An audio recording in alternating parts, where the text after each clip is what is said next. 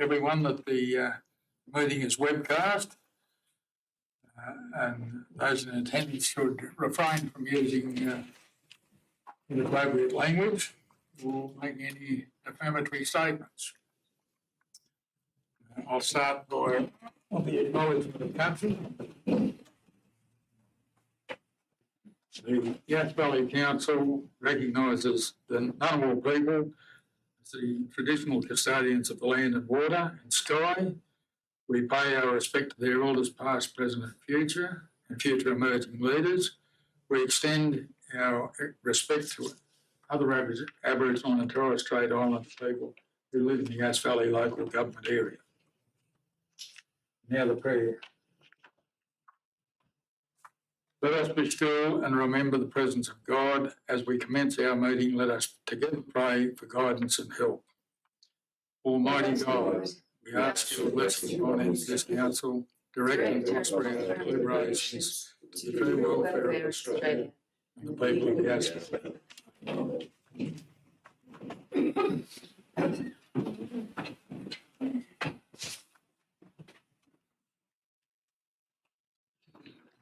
Do we have any apologies? I'll declare the meeting open. Do we have any apologies? Everyone's present. Declarations of pecuniary interests or special disclosure. Councillor Burgess. The Mayor, I have on 6, 7 and 10.1 for Bendigo Wind Farms Community and Champion Fund Advisory Committee and nominations. I'm a joining landowner and I've received financial gain. Thank you, Councillor Burgess. That's 6, 7 and 10.1. Mr. Mayor? Yes. I'd just like to declare that in regard to 6, 7, there are nominations for the advisory committee. One of the people who has nominated was on a political ticket with me at the last election. There's no pecuniary interest. I just let it be known. Thank you, Councillor Cameron. No others? We go on to the confirmation of the minutes of the meeting held on the 27th of July. They've been circulated. Councillor Burgess, Councillor Reid. Thank you. I'll put the motion. All those in favour? Those against? Declare the motion carried. Renewable minute nil. Reports to Council 6.1. Revised renewable energy policy. Councillor Jones. Moved. Do we have a seconder? Councillor Portman. Any discussion? Through you, Mr. Mayor. Originally, this policy was constructed after robust community consultation. And in between the construction of that policy and this point in time with this review, we've recently just held a workshop, thanks to Councillor Fonda for suggesting that, which was very useful. We've looked through the points of this policy. And what we've scooped up to add to it, we've already set a precedent for in terms of our submissions on the Wallaroo solar farm and also on the proposed one, on the Sutton solar farm and also on the proposed one for Wallaroo. So the things that we've scooped up, we've already agreed as a council to submit in terms of it. Looking at the impacts of, what happens in a grass or a bushfire if there's multiple battery storage, which involves cadmium on site.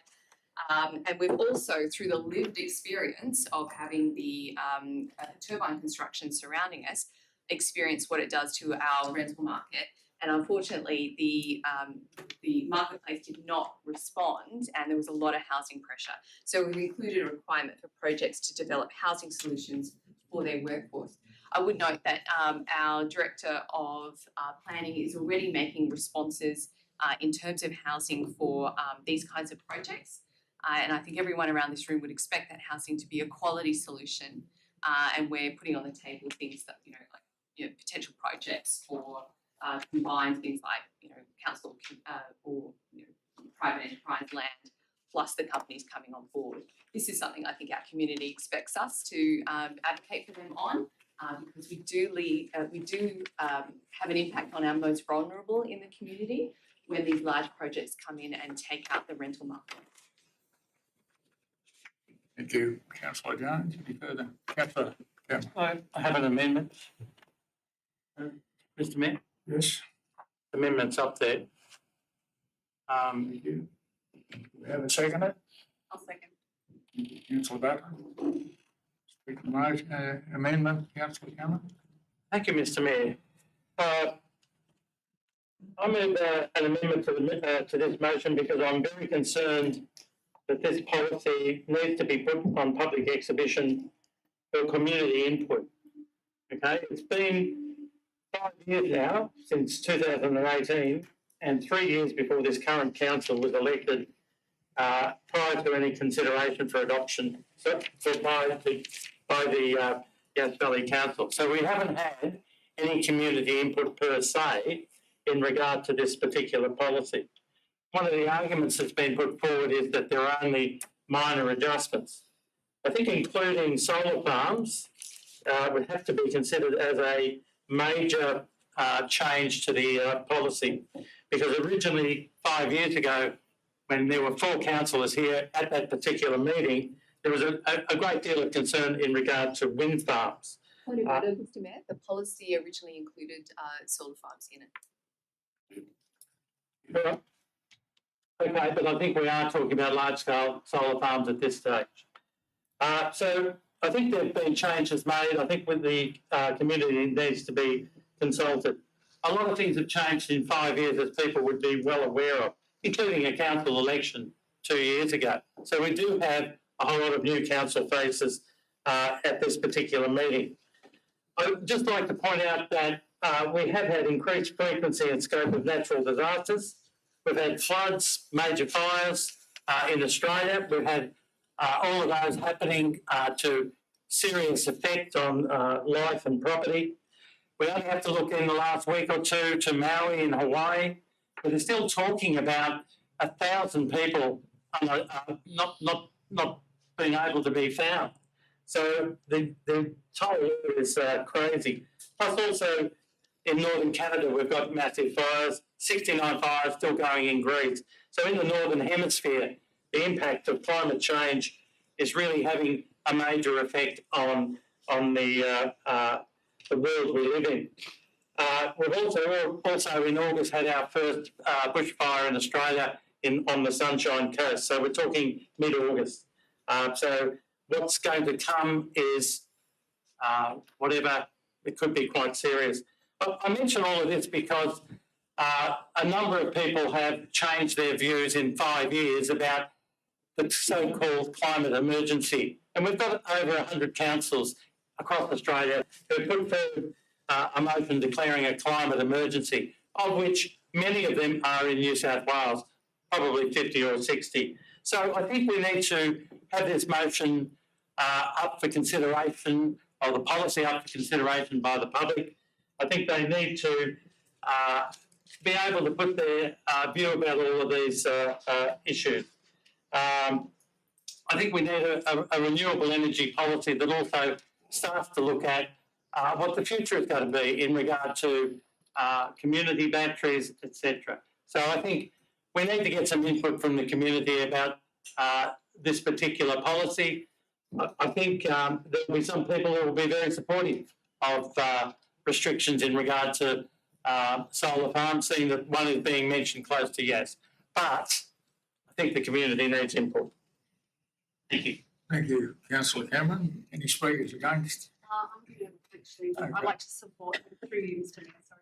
I'd like to support Councillor Cameron with his proposed amendments that the renewable energy policy be placed on public exhibition. Further to that, I believe that the entire policy needs to be reviewed and through public exhibition. The original policy, as Councillor Cameron stated, was created in 2018 with minor amendments being made in 2019. And a lot has changed in 5 years in relation to environmental impact awareness, and climate anxiety is a very real issue now.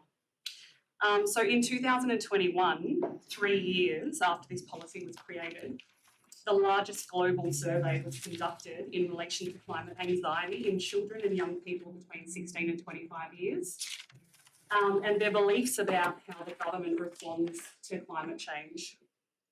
It revealed that 59% of participants were very or extremely worried and 84% were moderately worried, and that their level of climate anxiety was directly correlated to the dissatisfaction of government response to climate change.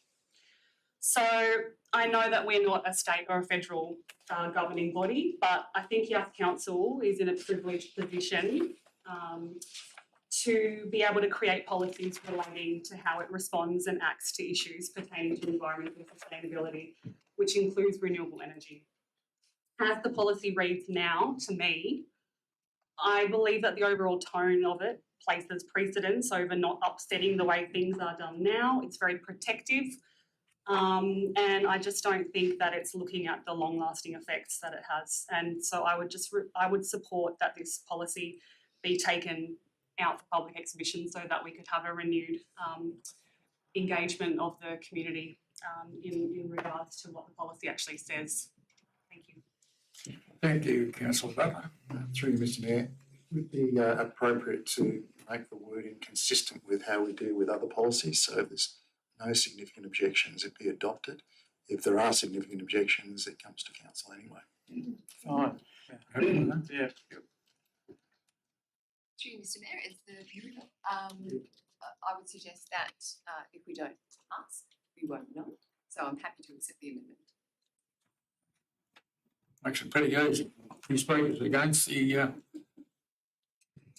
Excuse me, Mr Mayor, I'd just like to also support the previous two speakers on this renewable energy policy, and renewable energy is a particular area of strength.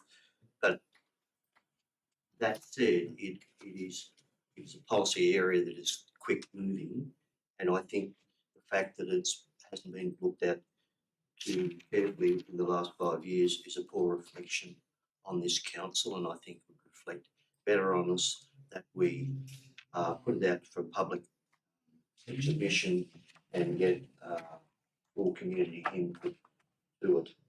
I can't see arguing in the reverse what harm it would do to involve the community to revisit this policy. Thank you. thank you, Councillor Abbey. Any speakers against? Sorry, Mr Mayor, through you, Mr Mayor, I just wanted to say as well for the record, I was disappointed to read that the Sustainability Advisory Committee was not informed of any of these changes. So I think that that's their role within our council. We have, elected these people to look at these matters, and for them not to even be consulted in regards to this, I think it just reflects poorly on our council. That was a discussion with councillors at the workshop. I know. Yeah, unfortunately I wasn't there. So. I'm just saying that's what the council felt on the day. Through you, Mr Mayor, noting Councillor Butler's response to that, I would suggest an amendment that, along with the public exhibition for 28 days, be adopted, that the Sustainable Communities Committee be sent a copy of a link to the policy, and hopefully it lines up with their. You don't need to resolve that. Council's already resolved that previously. The policies related to environment can go to the Sustainability Committee for comment. Okay. So do we have an alignment of their meeting prior to the coming back to the next council meeting? I was sorry, through you, Mr Mayor. I'm not sure. Like, our next meeting is September the 19th.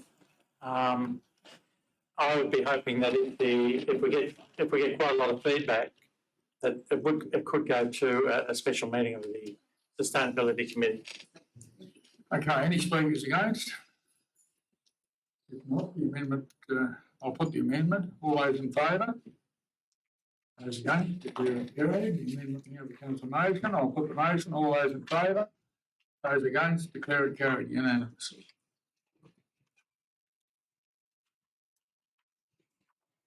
Shift two. Councillor Campbell, move. Seconder? No seconder? No. Councillor Butler. Thank you. Any discussion? If not, I'll put the motion. All those in favour?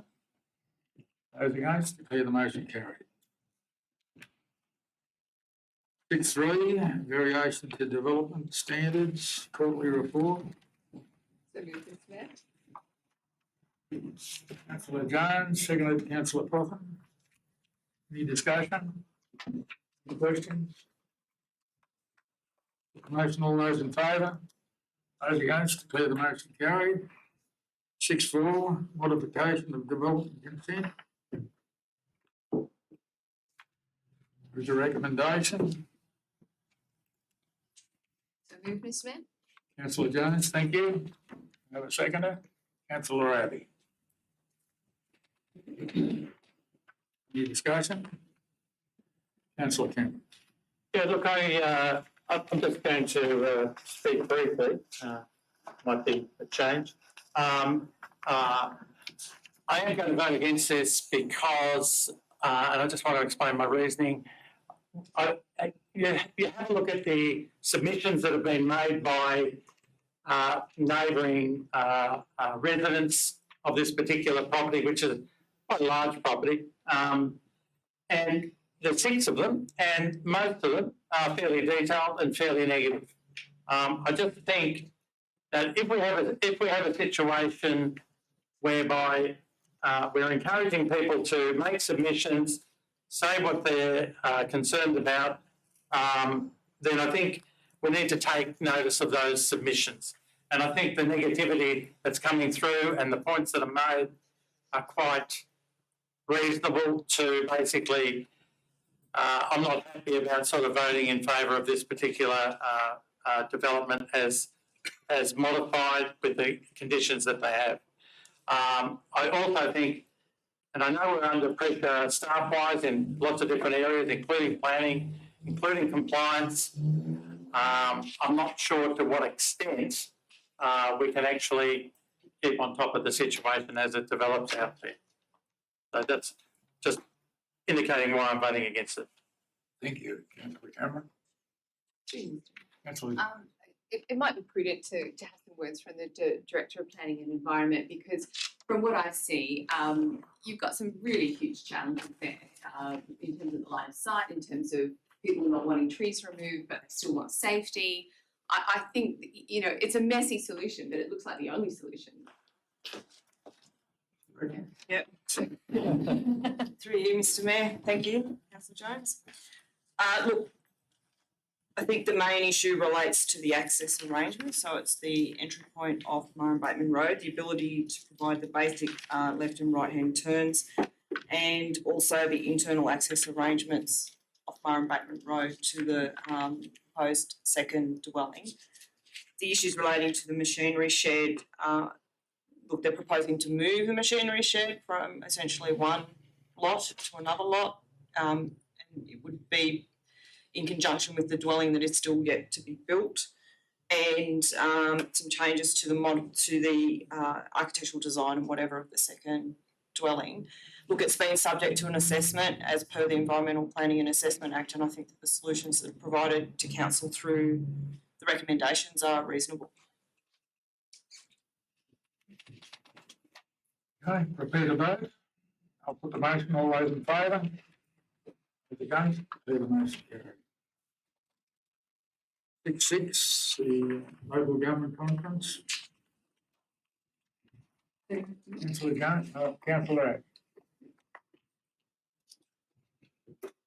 Just wanted to actually make some comments about this conference. I realise that attendance is not obligatory, but it does sound like a junket and a talk fest. I certainly, as a councilman's personal view, would not put my name forward or allow my name to be put forward. I would struggle to look ratepayers in the eye and suggest that $2,000 spent on me to attend this 3-day talk first. Point of order. Is the speaker speaking for, against, or something else in regard to the motion? Thank you. We're just making a Thank comment. you, Councillor. Thank you. I'm speaking on my behalf. Just allow- We haven't got a motion yet, I'm sorry, Councillor Abbey. Someone like to move I thought, sorry, Mr Mayor, I thought councillor Abbey had moved the motion and councillor Jones has I seconded. was about to get to my feet, but, sorry. I thought, I was about to get to my feet, but councillor Abbey took the lead, but there was no motion passed, put forward. That's all right. so who's moving and seconding, if I may ask? Have we got a mover? I'll move the motion. Councillor Reid, councillor Butler. Okay, councillor Abbey. No, I'll start again. Okay, so, I realise, as I said, the attendance at this conference is not obligatory.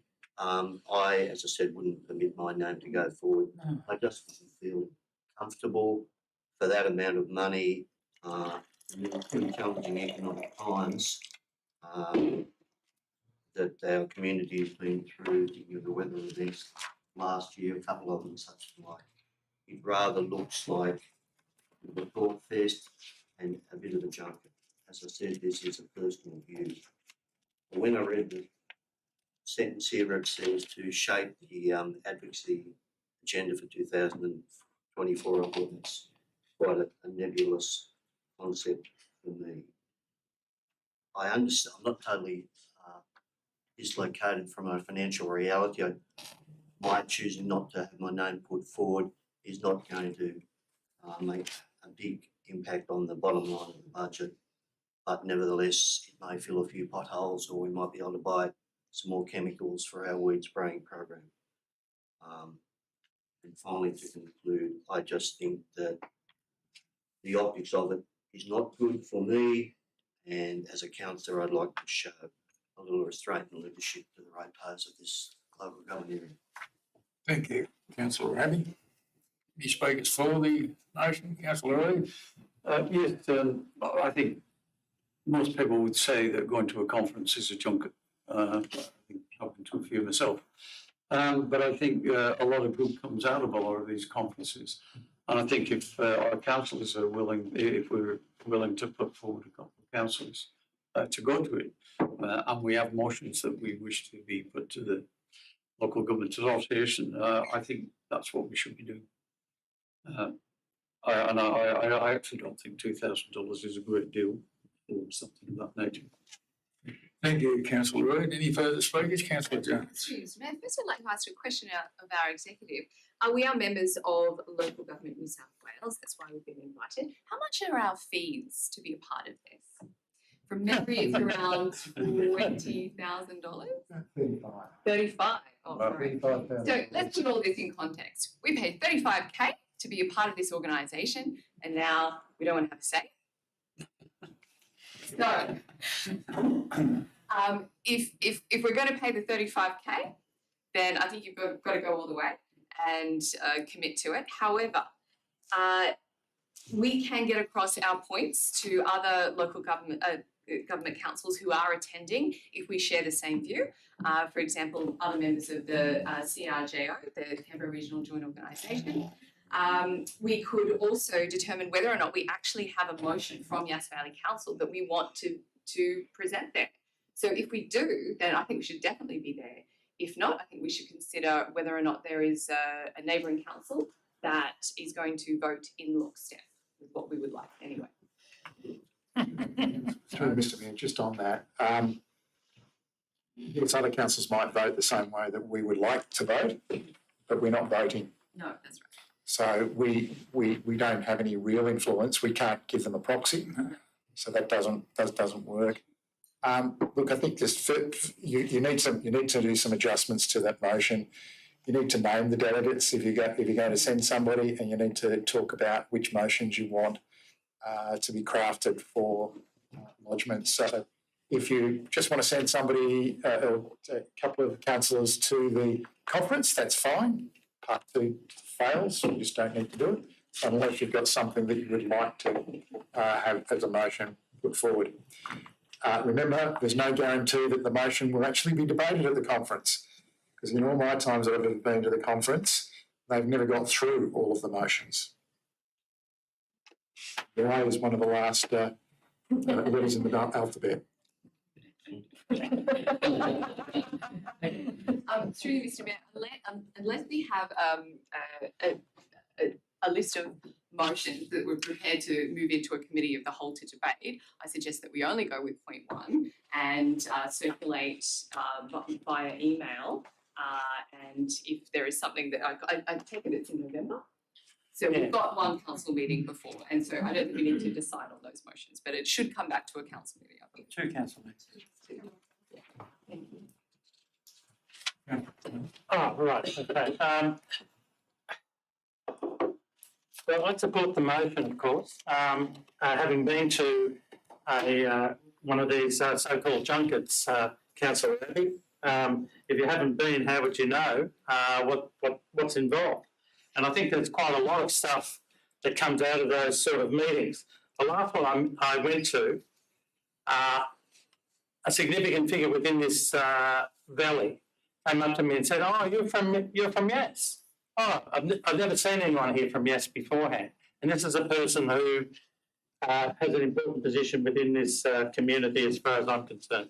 So I think that we should be at these particular meetings.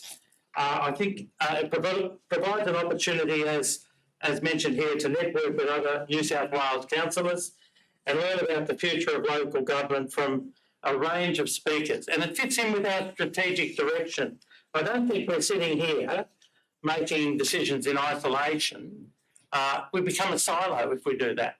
We need to be getting information from other sources. And I found that when I've been there, you find really interesting things. Particularly, I found quite a number of things about electric vehicles.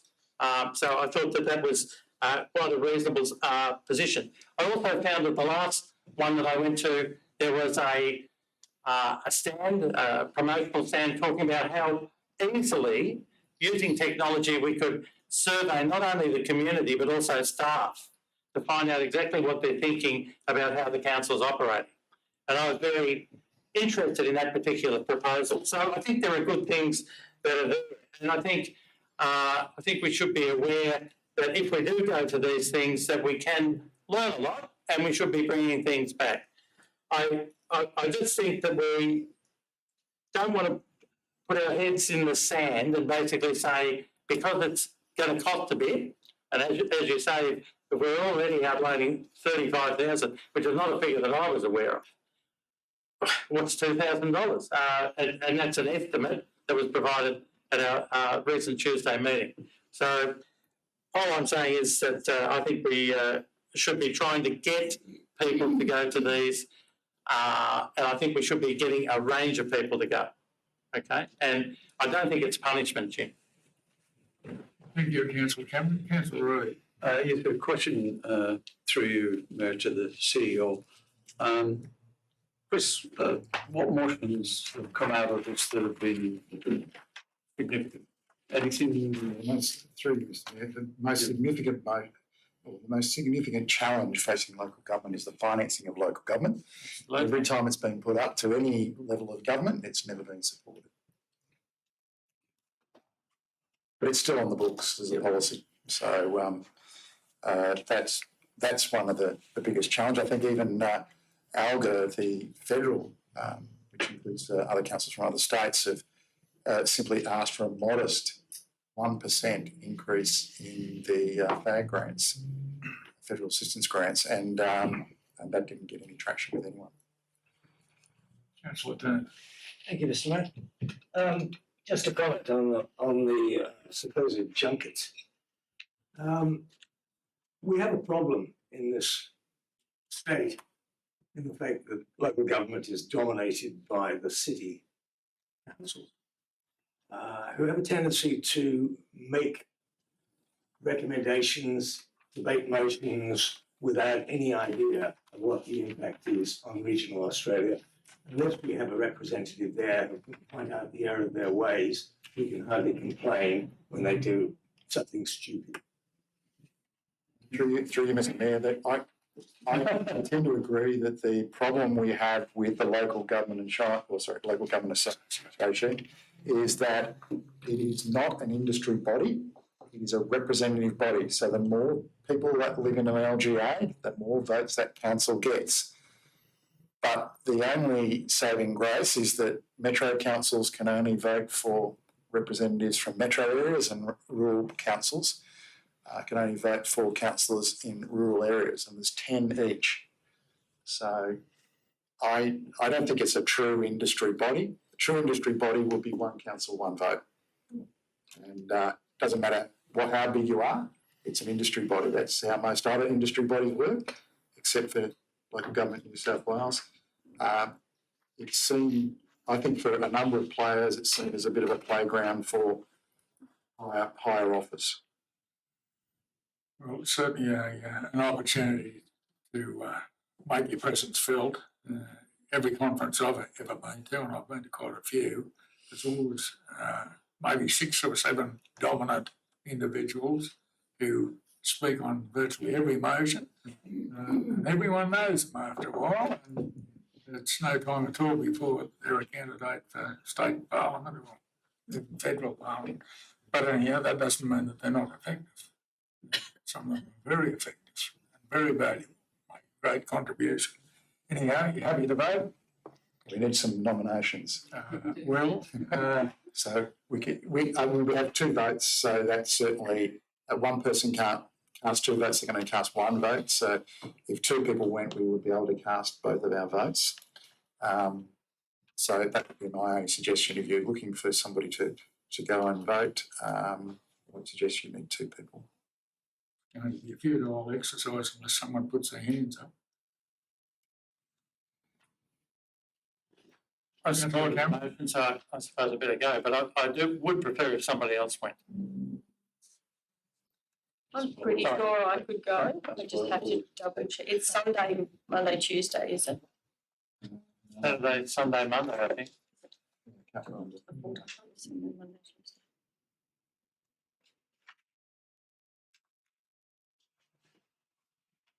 Mr. Mayor, to Sunday, message Monday, Monday, Tuesday. Councillor Pothen, if we include her as number 2, and if we have a spare, we could tack them on as the next option.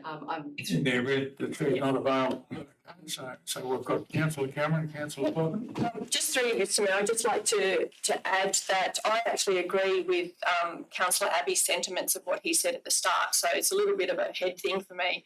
And I think I'd like to know that I can bring something back and that there's something of value for us, because just to send us for the sake of a voting hand or something that probably won't even do anything, I think I'd like to know perhaps some more information from Councillor Cameron I know you just shared then what you got out of it last year, but that's the first time I've heard you share that. So I think it's really important, if we are sending people and paying for them with ratepayers' money, that there's a value add, and we come back and we share that And we get a report. as much as we can, and we give you a report, and that, because I don't want to waste ratepayers' money just for the sake of us having a body in the room. But if I can get some stuff of value, then I'd very happily go.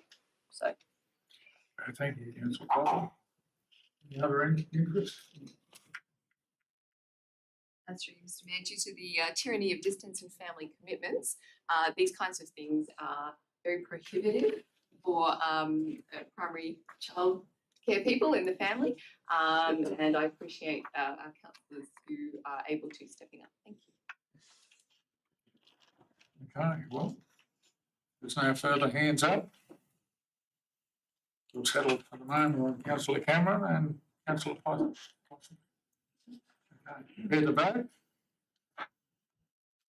Put the motion in. All those in favour? Those against? Declare the motion carried. Item 6.6. Mr Mayor, I'll move that. Thank you, Councillor Burgess.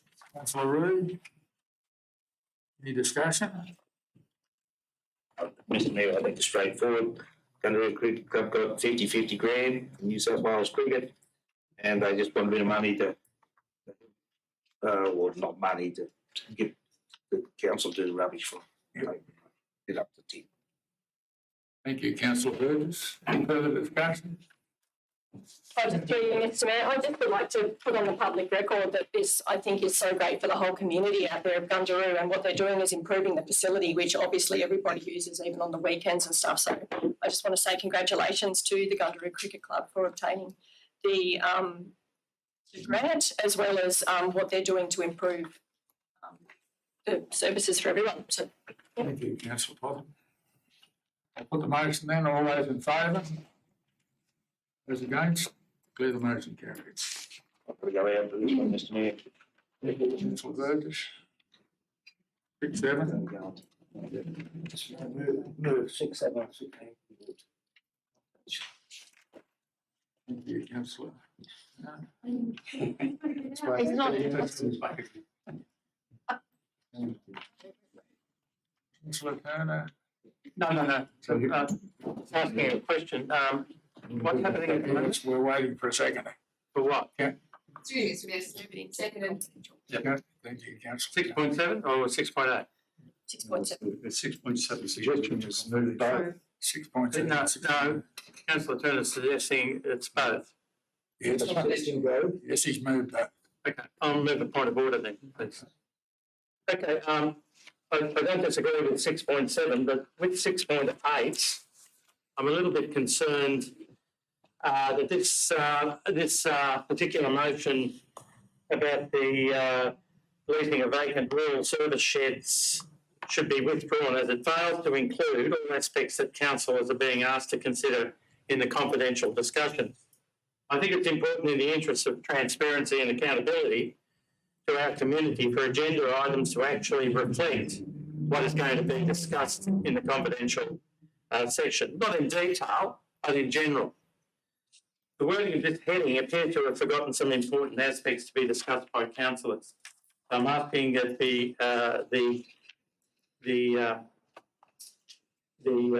whole thing be withdrawn.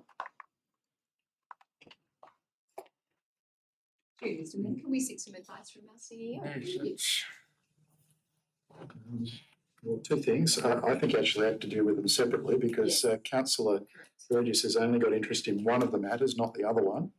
My suggestion would be proceed with 6.7, put councillor Burgess back in and then have a discussion around 6.8. Through you, Mr Mayor, if the motion is that one lapses, I will redo 6.7 and move that into confidential. We'll deal with 6.8 separately. You asked to move that. yeah, you can, you're happy to modify it, councillor? Yeah. I'm personally happy, Mr. Mayor. Yes, Thanks very much. It's fine. Move councillor Turner, seconded councillor Jones. Put the motion, all those in favour? Those against, declare the motion carried. Okay, councillor Burgess is returned to the room. Councillor Burgess. So we're now on 6.8, expressions of interest. Saying we're all good. Through you, Mr Mayor, happy to move the motion as it stands in the business paper. Thank you, councillor Jones. We have a seconder. Councillor Popham. Discussion? Councillor I Cameron? just wondered if you've made a ruling on the point of order that I mentioned while councillor Burgess was out of the room. There's no point of order, councillor Cameron. In what sense? Perhaps through you, Mr. Mayor, perhaps I can clarify. The point of order was when they were the motion was for both items. Right, But because you've separated them, yes. then the point of order that is related to Bango doesn't apply. You would need to raise it again if that's what you're. Well, I will raise it again. I think I don't think I just don't like the way that this particular heading is put. I don't think it's not leading it to a transparency situation. I think a lot of councillors here were elected for this council to become more transparent in its dealings with not only the community but particularly with the villages. And I think we need to think seriously about this because I don't think it's clear what's going to come up in the confidential discussion. And I understand that you might be using 14.1D section 1 of prejudicing a commercial position. Now, I don't think that's good enough grounds here. I don't think there's a commercial position for one of the people or one of the groups putting in and the other one I'm not so sure about as well. So that's my point of order, that I don't think it's justified to be in confidential. Thank you, councillor Cameron. Thank you. Roberts? Sorry, through you, Mr Mayor. It sounded more like a debate against the motion. No, well, that may be your understanding of what I'm saying. I'm saying that what's being alerted to the public through the business papers, the agenda, is not clear what we are going to be discussing in terms of this whole possibility of leasing, etc. Okay, I'm just saying that and we can have the discussion later, but I just don't think it's good enough. I think it should have been much clearer when it was put on exhibition or when it was asked for expressions of interest. It should have been made clear what were the possibilities, and I don't think that's happened. It's my understanding that council is acting in accordance with multiple policies, including the one on land surface to requirements. So I think we're in good order. I just wanted to check in. I don't think this is a point of order, but I'll wait for your advice. Through you, Mr Mayor. You are considering some expression of interest for leasing.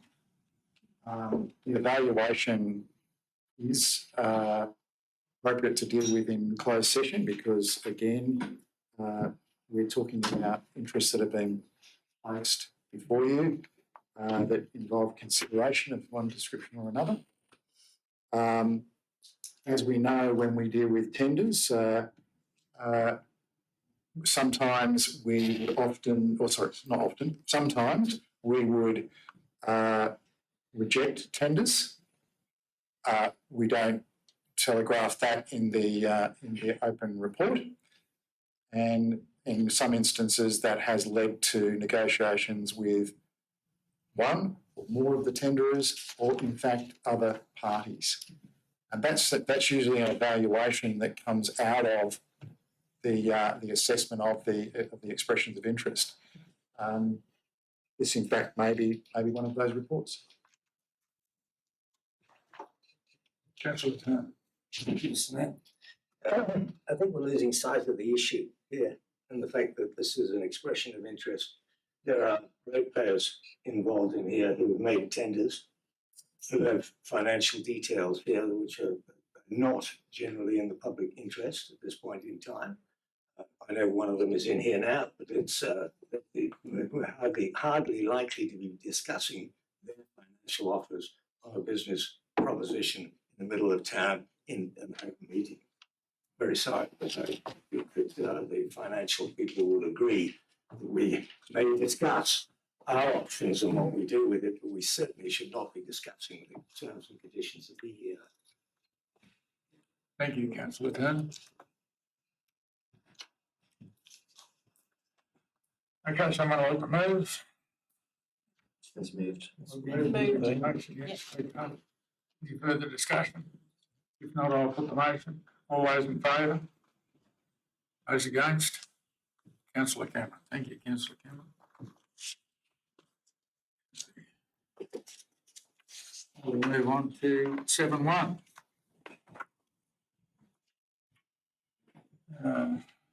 Notice of motion. Councillor Jones, you moving the motion as printed? It's my understanding that we may need to shut down one screen, and I in fact may need to come around this side because my iPad is visible from the screen. Is that correct? Would you like me to move the motion first and then we'll do that? I think that's a good idea. Thank you, councillor Jones. Certainly. Maybe So, do we have a second? Do we have a second? Councillor Butler, thank you. So the motion is that the book Welcome to Sex be removed from the Yass Library's print and digital ebook catalogue due to its explicit content and inappropriate advice to children. Based on the book's claim, it is for children and teens. And I'll just move around this side. Thank you. And I do apologise to the councillors behind me now. It feels very unnatural with my back to you. Oh, so they're all off. So through you, Mr So Mayor. we're supposed to have these Yeah, two going. through you, Mr Mayor, just a clarification. There were two parts to the motion. Are you just dealing with one or are you dealing with both? Thank you for the note. I intend to move the first part as a singular motion, and then potentially the second. So it's through you, Mr. Mayor. Are we able to have the screen up on these two? No. Oh. Maybe. Thank you. Appreciate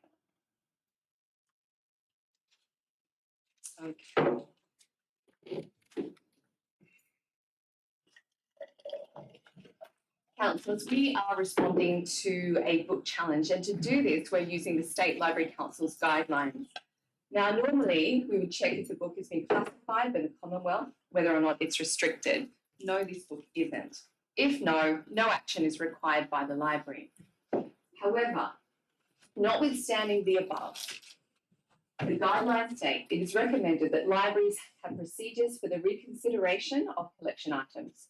From time to time, there may be reasonable grounds to reconsider whether a collection item ought to be withdrawn from a public library's collection.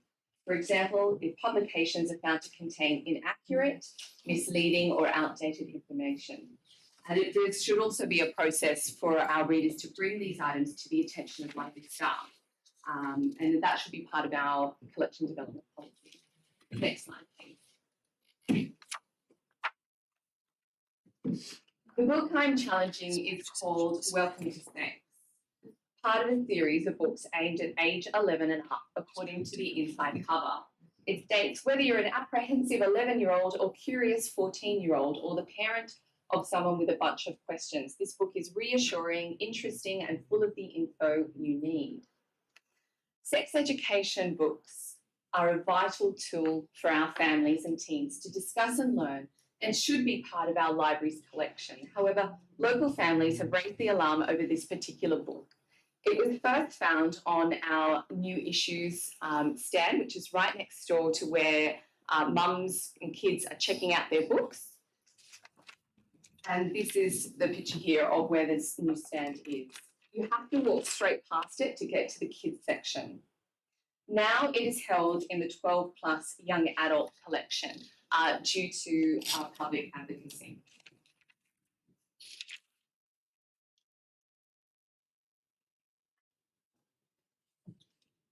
So, does this book meet the test for consideration of removal from collection? Does it contain inaccurate, misleading, or outdated information? I would argue yes, and this is regarding the section on sexting. So that's when anyone sends a nude photo by carriage of a phone or an iPad as a message, sometimes over other apps as well. In the book, it states, if we were talking to our own kids, we'd tell them to always crop their heads out of any photos, just in case, because once a pic is out there, you have no control over who will see it. I would argue the advice should be, you should never send nude photos of yourself or keep any that you have received. It is not enough to crop the head off a naked image of a child, someone under 18, and still share it. This can be illegal with serious penalties. So what is the law? Under federal child pornography laws, it is still illegal for under 18s to take, keep, share, or send sexual images of someone under 18, including images of themselves by phone or online. And the penalties are serious for child pornography offences. You can be on the registered sex offender list. Next slide, please. So what does cyber safety and child mental health experts say? Susan McLean, who's a cyber safety expert and ex-police officer, states that these people haven't a clue about the reality of the digital world. They are encouraging behaviour which is likely to cause a young person to be arrested and charged, and that is not okay. The head is not the important part. You are still creating child abuse material, which is a very serious offence. And once you send an image, you have lost control over it. I've seen children become blackmailed at school. It has become a competition among boys of guess the body from a headless nude photo. And I've seen pedophiles tell children to just chop their heads off and eventually they get a full nude photo. As for child mental health, Dr. Gillian Spencer, a child psychiatrist, says encouraging children to chop off their heads in naked images sends an uncomfortable message. It tells them their naked body is the primary focus when attempting to connect and form relationships with other people. She goes on to say the book appears to inundate children with a lot of graphic adult sexual information and pictures. It describes sex acts without any relationship context. It is likely to frighten some children and encourage children to view sex as a series of acts that are separate from any emotional connection with another person. Next slide, please. Content, adult, which means 18 plus. Should this information be in a book in our young adult section? In our library, that's 12, 13 and up, or reserved to the adult section, or removed altogether due to its intended young audience of 11 plus and explicit adult content. I want to take you back to that first image you saw of the book itself. It has cute little pictures, cartoon pictures with eyes drawn on them. My 5-year-old would be attracted to that book. In the book, it discusses on page 57, 18 plus information on sex toys. But as for the age of consent, that appears much later on page 119. The book details sex toys. It states these products are designed to do things like being put inside the vagina, vibrating around the genital area and the clitoris, or inside the vagina. All of this information is factual, or going into the anus. Sometimes people discover household objects to play with, for example, a hairbrush handle, a pillow, or a shower head. Use common sense. Make sure anything you put inside is clean and don't use anything sharp or that might break. Well, it is illegal to sell sex toys to under 18s, as the book itself states. But then it goes on to describe what household objects can be used to make sex toys, including hairbrush handles. The consequences are left to the young readers with a disclaimer of use common sense. What common sense does an 11-year-old have when it comes to whether or not to use a broom handle or a hairbrush? Do they know to use the entire shower head or just put it on themselves? I mean, I'm sorry. This section of the book is irresponsible and misleading. Next slide. Anti-virginity concept text. By its own admission, this book's language aims strongly to push virgin as an acceptable way to describe oneself out of the equation and out of our language. In this book's words, erased from the dictionary. Instead of a positive, I am a virgin, this book strongly turns it into a negative phrase of haven't had consensual penetrative sex, describing the term virginity as stupid, judgy, and out of date, and also wanting to oppress women. Our children have a right to cherish their celibacy, to value their virginity, to look forward to committing to a monogamous relationship within the intended partnership of marriage, if they want to. This book is an arrow to the heart for families who hold these values and their children. Next slide. Yes, thank you.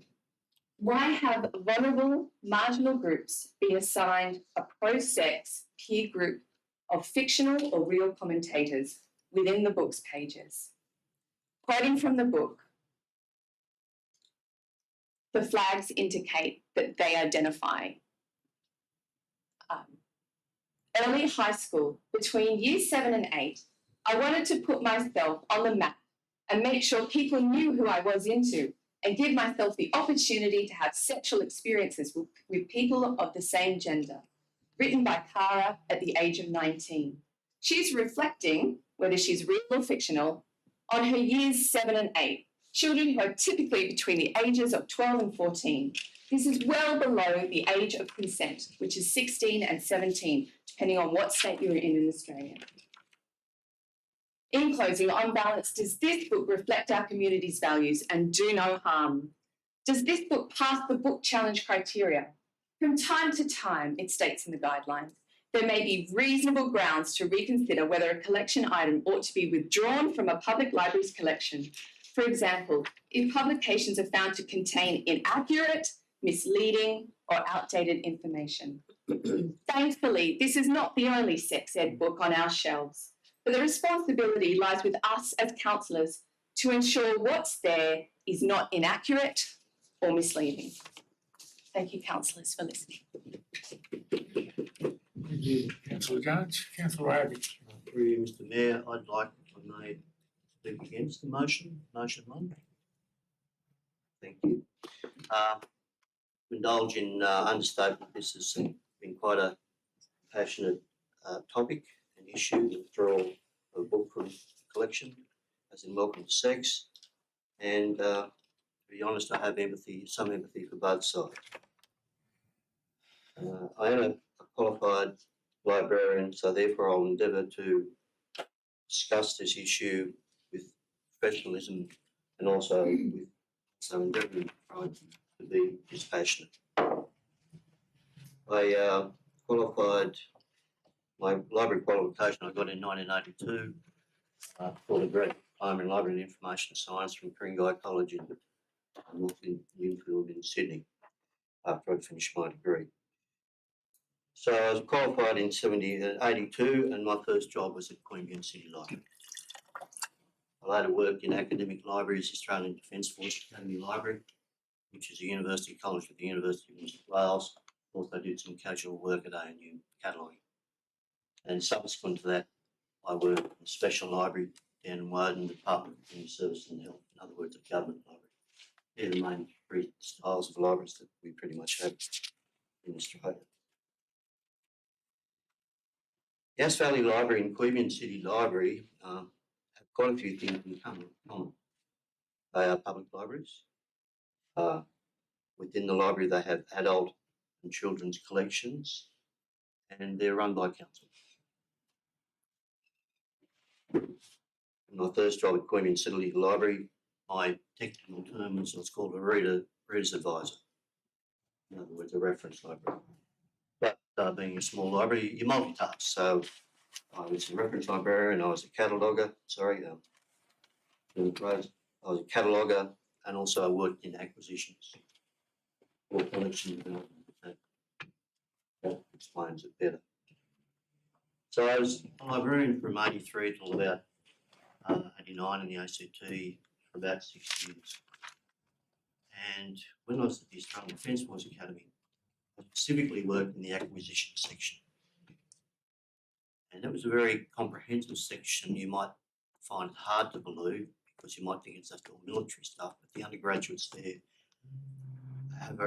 can emerge with a range of degrees, whether it be an art degree or a history degree or a science degree or an engineering degree and such. And so I was specifically passed in the acquisitions area, so I like to think I've got quite a strong background in collection development.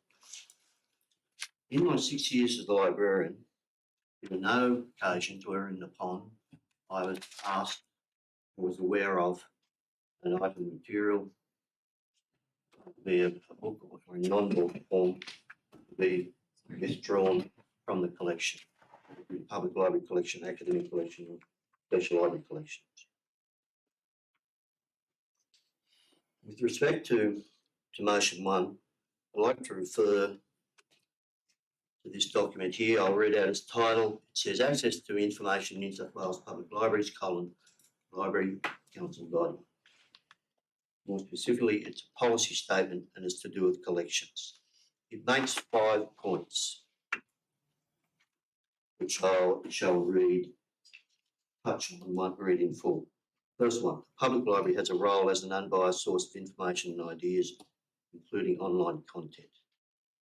Number 2, libraries should endeavour to provide access to comprehensive and balanced collections to meet the needs of their communities, and so on. 3, library materials that have not been subjected to federal or state restrictions or prohibition should not be excluded from a public library on moral, political, racial, religious, sexist, language or other grounds. Number 4, the arrangement of the collection should facilitate access. Moreover, restricting access to certain titles or classes of material, for example, by holding them in special editions or available on request, can be an indirect form of censorship.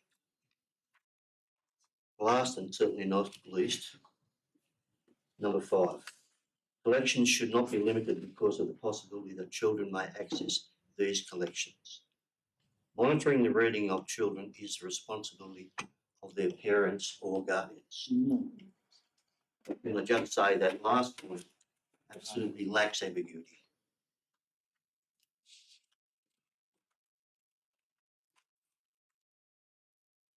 I'd just like to finish by saying, and thank you for your attention, that I think that Yass Valley Library and their staff have demonstrated sound judgment by moving this book to the adult non-fiction part of the collection. Thank you. Thank you, councillor Abbey.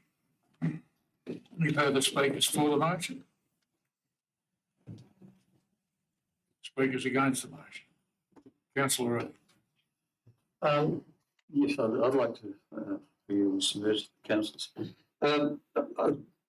I want to challenge this on censorship grounds. I don't think this council that's set up as a censorship board and should be making decisions on what people should read or shouldn't read.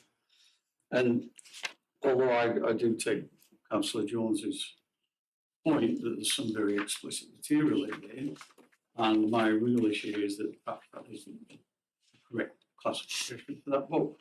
But there are rules, regulations, laws in place at state, federal, and the levels, even within the library system itself, that says what should be in the library, what shouldn't be in the library, and so forth.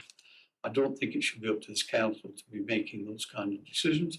I think if we collectively agree, and I'm not sure we do, but if we collectively agree that classification is wrong, then perhaps we should take the right course of action to change that. Thank you, councillor Reid. Further discussion? Councillor Cannon. Thank you, Mr. Mayor. On the point of censorship, censorship of books has been since time immemorial. And there are absolute classics that have been censored over a period of time. The most notable of which in my time was Lady Chatterley's Lover, but it includes classics like Charlotte's Web and Noddy and Big Ears, who were taken off the shelf because of their homosexual content. Here we have a publication which is published for prurient reasons. It's not a scientific tome. It is there to sell books. They've already sold 3 books of dubious content. They're now working on the 4th. They're happy to show visual images of same-sex sexual experiences, presumably on the ground that you can't get pregnant from someone of the same sex. It's there for the most impressionable group of people in the community. Why do you suppose Woolworths has cards and promotional material that is aimed at the 11 to 13 group? Because they are impressionable and because they persuade their parents to buy things. Those books were taken off the shelf, they're put back on. Even at one point in time, the Bible was taken out of some library shelves. Censorship is a reflection of the moral standards of the community that it lives in. We're a product of our upbringing. I was brought up in a Christian belief. I was brought up in a family environment, and I was brought up to stand up when a lady came into the room to show respect to the female gender. That has gone out of the window. You don't even get the youth of today surrendering seats to pregnant women on buses.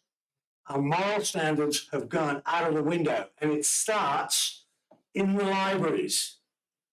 Why do you suppose governments aim their voting exercise at lower and lower ages? Because they're the impressionable ones who will believe the lies and stories that they're told by those communities.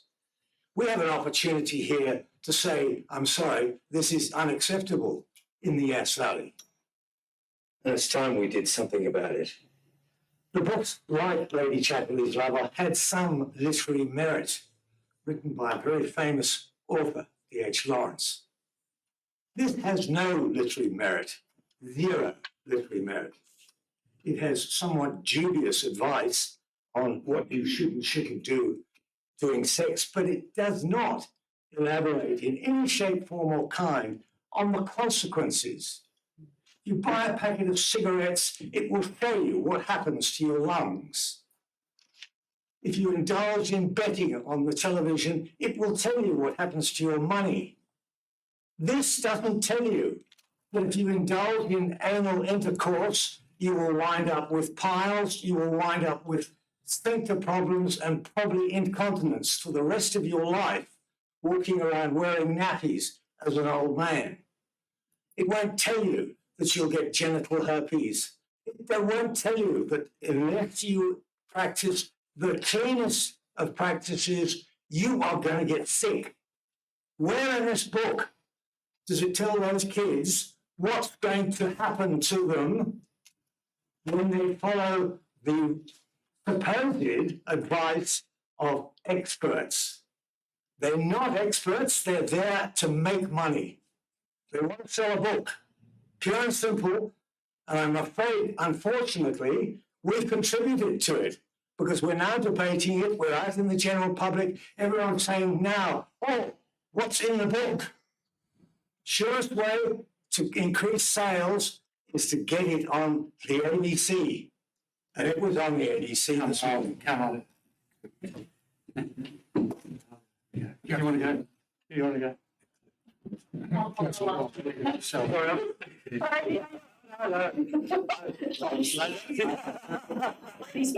Through you, Mr. Mayor, I'm going to speak against this motion through receiving a lot of strong and overwhelming community feedback to include this book in our library. I'm also going to state that I'm pretty sure it's now number 1 on Amazon. Little bit of controversy, as Councillor Turner said. I don't know if you guys have heard of the Streisand effect, but you want to get something out there, give it a bit of controversy, because I actually find it quite hard to get my hands on a copy so that I could read it before this meeting. Got one? One here. Yeah, I've got one now. So I believe that knowledge is power. And when people understand what things are, then they're in a much better position to either say yes or no. I expect families to make choices that work for them and their youth, not us as a council. I also respect both sides of this argument, and I do agree with parents who are in great concern for their youth. And I will also iterate that this book is perhaps not for everyone. However, to me, that's what the library system is all about. And I know Councillor Abbey has already read this, but I'm just going to read it for a second time. That point 5 of the New South Wales State Library Council guidelines states that collections should not be limited because of the possibility that children may access those collections. Monitoring the reading of children is the responsibility of their parents and guardians. So I have purchased and read Welcome to Sex, and I actually thought it was quite empowering, I must admit. I learned a lot about some different words I didn't know because things have changed over the years from when I went to school. And I now have my children in their late teens, early 20s, so my kids are not in this age group anymore. However, what I saw is even through these images, they're stating lots of differences and that all these things are normal. And I actually found that really empowering for young people to know that their bodies are normal. So for me, when I read it, I kind of went, oh, wow. To me, there was also a strong message through this book that if you don't like something and something doesn't feel good, then you should say no. And sometimes if you're trying things you haven't done before, you might not be sure what's going to happen, but it's really, really important that you say no if you don't like it. And I think that is a really strong message that we need to get out there to young people. Going back to my youth, when I was young, I know my parents gave me the Where Did I Come From book, And I was possibly too young, with my sister who was 2 years older, and I went, and I know that obviously says that I was too young, a bit of a giggle, whatever, but I know for myself, if my children were younger, I would prefer to give them this book than for them to go looking up things on the internet, because if you type these words into the internet, what you see is you see videos. You see real people doing real things. I would rather people learnt from these pictures and they know what things are, because to me that also empowers them to say no and to do what's right for their bodies. And as I said, I would like to state that I don't think this is in, as a council, this is not in our job and what we're here to do. It's been put across us, so we do have to get up and speak to it. However, as I said, this book is not for everybody. That's not what it's designed for. But for youth who want to know and have questions, I think it's a great resource that they can go and read and feel empowered to make decisions that are right for them. Thank you. Thank you, councillor Watton. The kids would make can see those images. They don't need to go on the internet, they just look at those pictures and they'll be traumatised. As a you're going to let a little 10-year-old kid learn about reading, for God's sake. Councillor. This was a really hard one for me to come across. And first of all, I'd just really like to commend Councillor Jones. She's really passionate about this, and I can feel her passion and I can feel the community's passion about it. I have never had this amount of emails come in a week's for any motion ever in my time as being a councillor. So I know that this is a really important topic.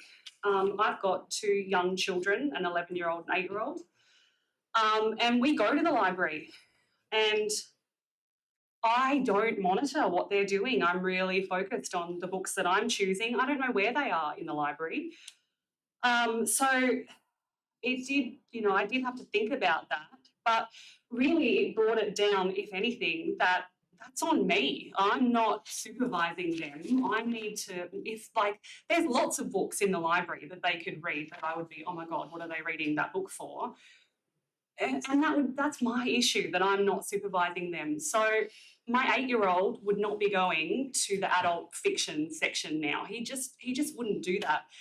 If my 11-year-old knew about this book and went over to that section to read it, then she's probably ready for some really, good information that's coming. Would I want her to read the book? I don't know. But truthfully, it's irrespective of what I think about this book and what the content is and the context is. And I won't reiterate point number 5 for the 3rd time, but I do just circle back to that again. And I just don't think it's council's position here to be making a decision on what is on the shelves in our libraries and what is not. So that's where I stand on it. Thank you. Thank you, councillor Butler. Councillor Cameron. Councillor Burgess. Like councillor Butler, I've had so many emails about it. Not to get this book, the book to stop on the shelves, but in the adults thing. And I think it should be up to the parents to say whether they can have the book or not have the book. And you can get on the internet and see worse things than that book, I'll tell you that. Thank you, councillor Burgess. Councillor. Yeah, just briefly, just speaking against it, I think the points that a couple of the councillors have made are really relevant. I was going to move a point of order that this item not be on our agenda, but seeing what happened to the last point of order, I decided not to. Yeah, well, you've got to do something. Because I thought that this is really looking at an operational matter as far as I'm concerned. And I know we have the right to discuss things in council and various committees to have a think about that sort of stuff, but it's an operational thing. I think there's some points that are made. I think it's actually saying to families, we don't have confidence in you, and I think we should have confidence in families to do the right thing. And I did notice on Facebook somebody had put up something about what did you think? It was followed by Councillor Butler doing the same thing. The original one had 430 comments. I would estimate, and it's an estimate, about 90% were in against this proposal. So I think we've done our job. We've basically seen what the community is thinking about this issue. They don't want censorship. Even if it's got a long history, Councillor Turner, it doesn't mean it's right, and it's not the way we should be going. I think we live in a free society, and as Councillor Burgess has just said, you go to the internet, it's open slather. You just have to put in the wrong word. You only have to put in the word fairy, and you're going to get something different to what you're expecting. So I'm just saying that I don't think this motion, which talks about directing staff to take this off, it puts our CEO in what I would consider an untenable position. Because if this motion is passed, Chris is going to have to go and tell the library, get that book off. And it seems to me as though that's against New South Wales state legislation. So that's an untenable position for anyone to be in. Thank you. Everyone's had something to say. I suppose I should join this one. That's all right, Councillor Jones. Look, I understand the sentiments behind Councillor Jones raising this motion. I appreciate her sincerity. I know she's very passionate about it. I've had a look at the book. I haven't gone through it page by page, but I did examine it, and I got quite shocked myself with some of the illustrations. And I found it quite illuminating. There was a lot in there that I didn't know myself, and I've been around for a few years. And I reflected, and I thought to myself, I probably would have been better off if I had access to a book like that when I was a teenager, because I grew up in supreme ignorance. We were protected to the nth degree, and I don't think that's the role, really. Councillor Burgess nodding in agreement over there, same sort of background. The problem for council is who guards the guardians. I think the role is with the parents. I don't believe in censorship. I think it's been tried and failed miserably. I think information should be available to all. And as far as children are concerned, I think it's a responsibility for the parents, not the local government. Right of reply, Councillor Jones. Thank you. But can I just say thank you to every single councillor in this room for hearing the debate, for being a part of it, for being so patient with all of the media storm and social media storm that surrounded this. I made a point of not commenting to the media prior to this debate because I thought it was important that we as a group met and decided this. I know that many councils and a lot of people are watching this from all over the parts of the country because this is the first time in New South Wales, as I understand it, that this book has been challenged in a local government library. So I just want to say, making decisions is tough. You're in this room because you're capable of making tough decisions and your community trusts you. I just want to let you know what it's like. I'm a mum of 5, a grandmother of 2. Those age ranges span from 5 to 20. And families on the whole at the moment feel like they're under siege. There is a lot of hedonism out there in the media, in all elements. This is a frontier of parents who are faced with kids with a device that allows them to get access to the world and other people's views instantly. It's so difficult to charter a way through that. Mums wanted to come and speak to this item but couldn't find the courage, in their own words, because of the backlash on social media so far. But many, many emails have come in support, and I just want to thank those people for their support. It has not gone unnoticed. Families need your help.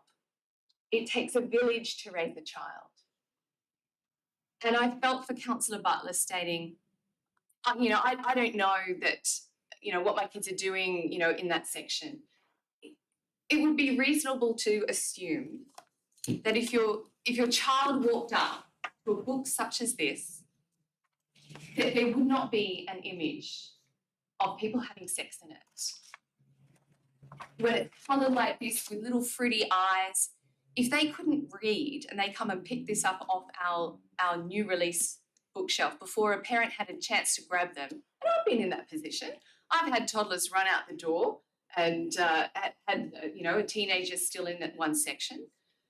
It is so difficult out there at the moment being a parent.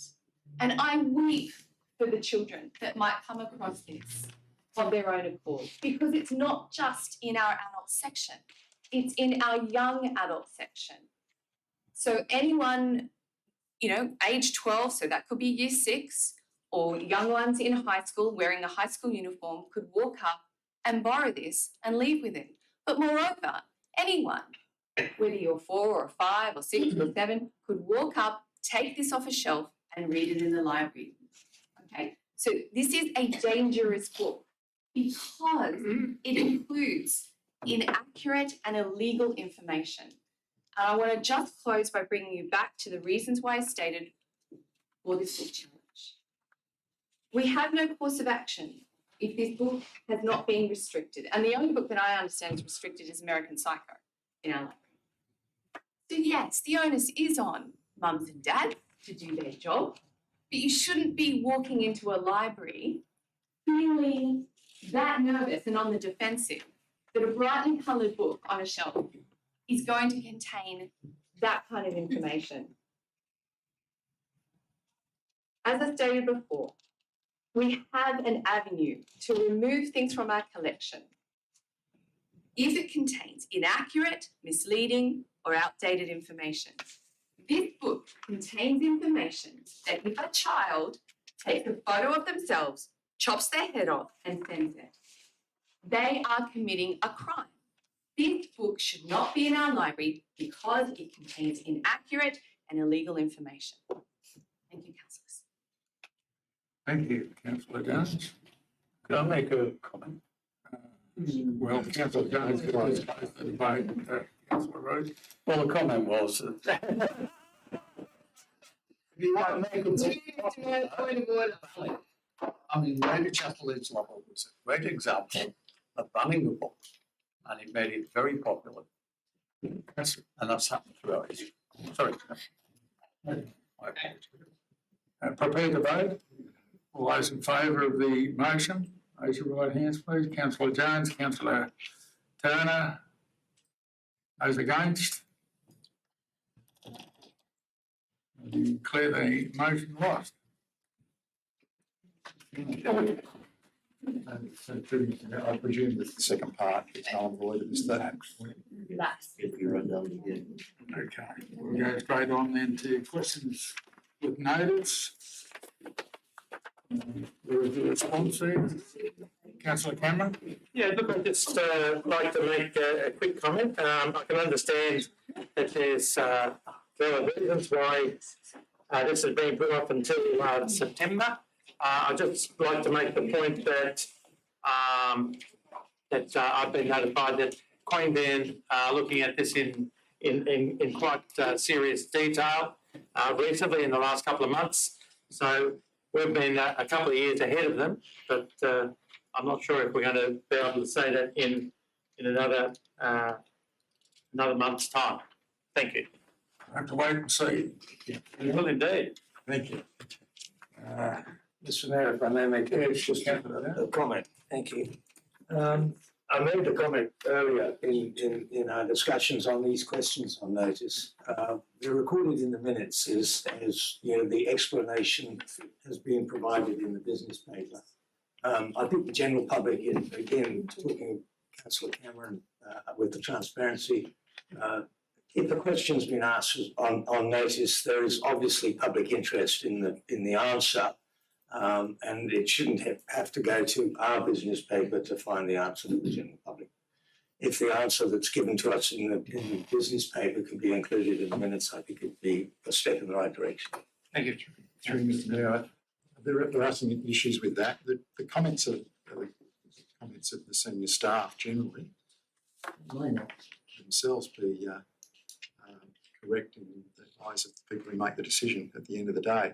My thought was that the simplest way to deal with that is to provide a link that goes to the report that where that response has been provided, and that would be the simplest way to deal with it.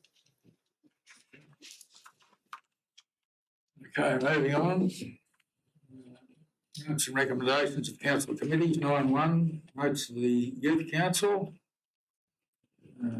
It's for information. Councillor Hall. Through you, Mr Mayor, I would just like for it to be noted in the minutes that I was actually present at that meeting. My name's just been left off the people who were there, but I was actually present. Thank you, councillor Hall. Second. Through you, Mr Mayor, could I suggest we add another action to this motion, noting that the participation of the youth council members at the Riverbank Park opening did a sensational job. They were dressed in animal outfits and made everyone feel very welcome. They also engaged with our local member, and I think this kind of community contribution of their time and effort, we should acknowledge it. And I know that we have done in the past, but I think it's important that we either write a letter of thanks that's signed by the mayor or a certificate, because this all adds up when you have a collective look back at your time on youth council, or also when you're putting yourself out there for another role in the community, perhaps a paid role. It all helps to show that they're upstanding members who contribute. Thank you, councillor Gants. You happy to include that in your motion, councillor Turner, councillor Potham? Okay. Happy to vote? Put the motion, all those in favour? Those against, declare the motion carried. Minutes of the Sustainability Advisory Committee. There's a recommendation. Cameron? We have a second? Councillor Abbey, thank you.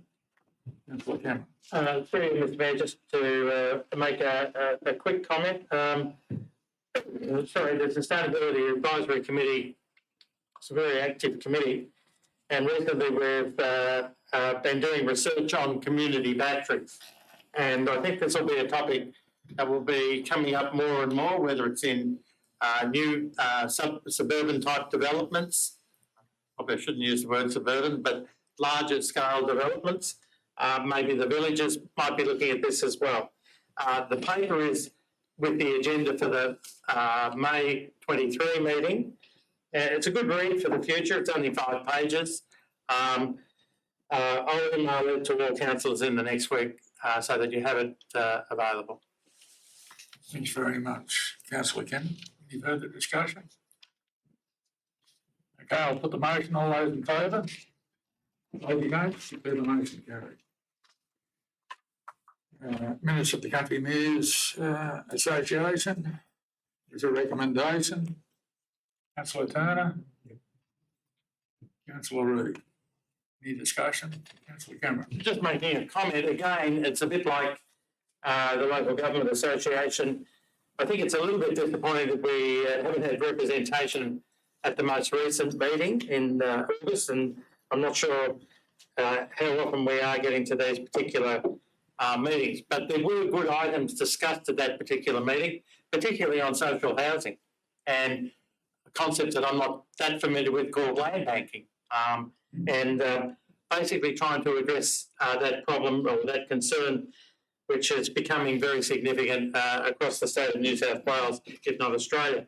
Also, Wendy Tuckerman was there as a previous Minister for Local Government. She was talking about the rate peg, and I would have thought that would have been of some interest to people who were attending. I understand that people can't always go. You've got family responsibilities, etc., or work commitments, etc. But I think maybe in future that we should be sort of publishing when these are happening, so that if the mayor, the CEO, the deputy mayor can't make it, maybe someone else can go and get that information as well. I did notice that if you look through the list of people who attended, quite a number of councils surrounding us had representation with their mayor. Thank you. Thank you, Councillor Cameron. Any further comments? No, I'll put the motion. All those in favour? Those against, declare it carried. That's the local traffic committee. Again, there's a number of recommendations. Councillor Cameron? I'll move. Councillor Reid? Any discussion? Councillor Cameron? Yeah, just a quick discussion. I think I just want to mention two things. The first is we have spent at the last local traffic committee a significant amount of time, about half an hour of the meeting, which is about a third, on safety concerns for the new playground at Riverbank Park, particularly with the one-way street around the bridge, parking, etc. So we are really looking at that as a problem that needs some sort of solution. And I think that people should be very happy that we are doing that, because I think it's important that we make that a very safe area. The second thing I'd just like to mention, Mr. Mayor, is Mark Burgess, when he was talking about a meeting of councillors or I don't want to move a motion as such, but can we be assured that that can be arranged in the near future? And I know that means getting some people locked into a particular date, which is not always that easy. Thank you. Through Mr Mayor, we're meeting with Transport for New South Wales next week. Fantastic. Everyone happy? The motion, all those in favour? Those against, declare the motion carried. Minutes of the Rescue and Local Emergency Management Committee. Recommendation, Councillor Reid, Councillor Potham. Any questions? Through you, Mr. Mayor, if we can just state for clarifying reasons that the letter of objection to drag and dreaming is coming not from the council itself, it's coming from the DA, it's coming from the. Yes, thank you. Thank you. Councillor Jones. I'll put the motion then, all those in favour? Those against, declare the motion carried. Yeah, time to go into closed session, I'm afraid. Thanks very much for your attendance, ladies and gentlemen. We're nearly going into closed session. Hope you enjoyed the night. Councillor Turner, Councillor Reid, thank you.